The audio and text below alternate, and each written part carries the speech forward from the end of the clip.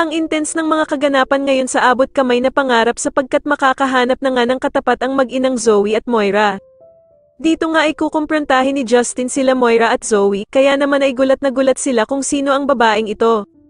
Samantala ay patuloy naman ang pagkakaroon ng anxiety ni Lynette, at dito nga habang nagpapahinga siya sa kwarto ay bigla na lamang bubukas ang pinto at iisipin niya nga na may gusto talagang pumatay sa kanya.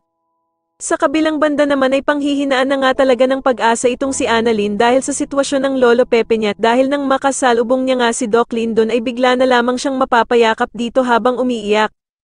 Agad naman siyang tatanungin ni Doc Lyndon kung ano ba daw ang nangyari at bakit ito umiiyak. Samantala ay tuluyan na ngang lumalabas ang totoong ugali ng anak ni Giselle na si Justin.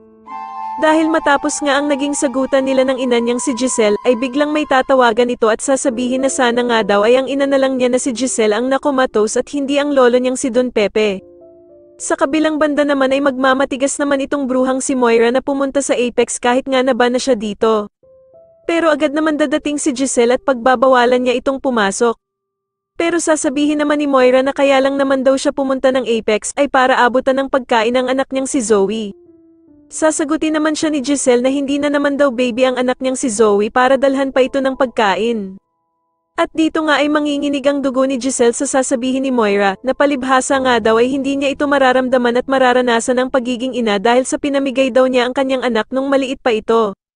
Sa tingin niyo dito na nga kaya tuluyang bumagsak ang mag-inang bruha na sila Moira at Zoe, dahil sa pagdating ng anak ni Giselle na si Justin, mas lalo na nga talagang nagiging exciting ang mga susunod na kaganapan, kaya naman ay mas lalo pa nating abangan ang mas lalong gumigandang abot kamay na pangarap. Maraming salamat po sa inyong panonood at sana po ay masubscribe niyo ako. Maraming salamat po.